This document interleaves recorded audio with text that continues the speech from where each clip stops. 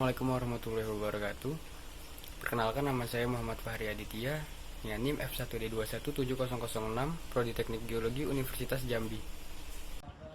Assalamualaikum semuanya. Perkenalkan, nama saya Ahmad Sandedi dengan NIM F1D2 17003. Assalamualaikum warahmatullahi wabarakatuh. Nama saya Rafli Adi Taman Pangestu dengan NIM F1D2170005. Baik, terima kasih guys. Baiklah, di sini kami akan menjelaskan tentang persebaran batuan kuarter atau formasi kuarter yang ada di Kepulauan Banda. Yuk, langsung saja saksikan guys. Assalamualaikum warahmatullahi wabarakatuh. Baik, di sini saya akan menjelaskan di mana formasi kuarter Pulau Ambon. Baik, kita bahas pertama itu adalah formasi Fuva.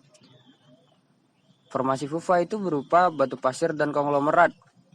Selain itu, ada juga formasi konglomerat. Itu formasi kedua. TQR itu formasi Fuva, QR konglomerat.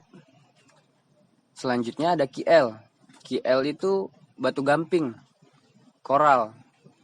Selanjutnya formasi yang keempat itu ada aluvium.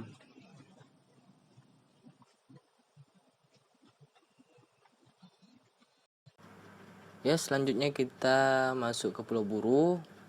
Yang mana di Pulau Buru ini terdapat beberapa formasi kuarter.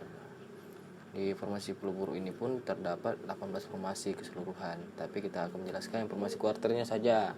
Formasi kuarter di sini terdapat sekitar 4 formasi, yang mana di sini ada batu gamping terumbu, terus endapan undak, endapan danau, dan terakhir aluvium.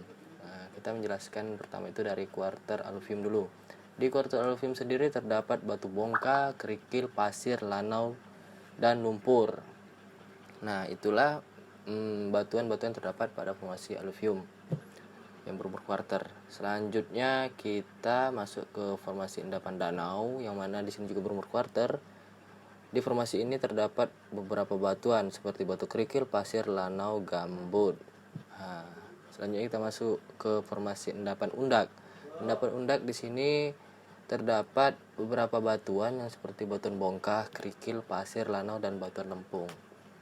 Dan yang terakhir ini ada formasi batu gamping terumbu, yang mana dalam formasi ini hanya terdapat batu gamping terumbu. Terima kasih. Oke, kali ini kita lanjut ke Pulau Kupang ya guys ya. Di sini ada 4 formasi kuarter. Yang pertama ada formasi aluvium, terus ada formasi kuarter konglomerat dan kerakal, terus ada formasi kuarter batu gamping dan koral, terus ada formasi kuarter neoel. Nah, itu berisi rata-rata endapan sedimen kuarter. Nah, mungkin saya tidak bisa sampaikan. Terima kasih. Assalamualaikum warahmatullahi wabarakatuh. Baik, selanjutnya kita main ke Pulau Kaitandu ya guys ya, dimana di sini ada 3 endapan kuarter. Yang pertama itu ada endapan pantai yang berisi pasir, kerikil, dan lumpur. Nah, yang dimana tersebar di pesisir pantai Kepulauan Taiyandu. Terus ada formasi kai kecil yang berisi batu gamping terumbu, terdiri atas koral, moluska, ganggang, dan brioza. Umumnya membentuk perbukitan rendah bergelombang, medan kars, dan perbukitan rendah berlereng terjal. Itu untuk geomorfologinya. Nah, terus ada formasi kuarter ohoinol. Itu berisi biokalkarenit yang tidak padat berselingan dengan napal. Biokalkarenit ini sebagian besar terdiri dari foraminifera plankton dan sedikit foraminifera bentosnya. Nah, foraminifera plankton yang ada situ ada Puleniatina finalis, Globorotalia truncatulinoides, Getosaensis, Spairoidenilla, Dehiscens excavata. Umur Pleistosen, lingkungan pengendapannya neritik, menjemari dengan formasi kai kecil, menindih, tidak selaras formasi weriahan, tebal 75 meter, membentuk perbukitan rendah bergelombang. Nah, mungkin itu saja. Lanjut ke pulau selanjutnya.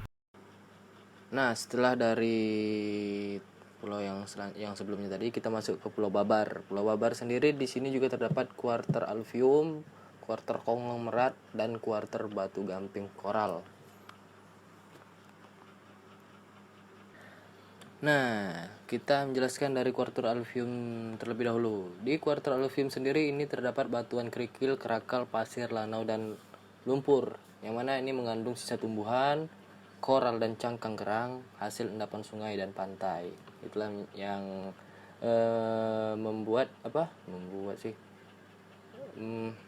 itulah yang membentuk batuan-batuan di kuarter alveum sendiri.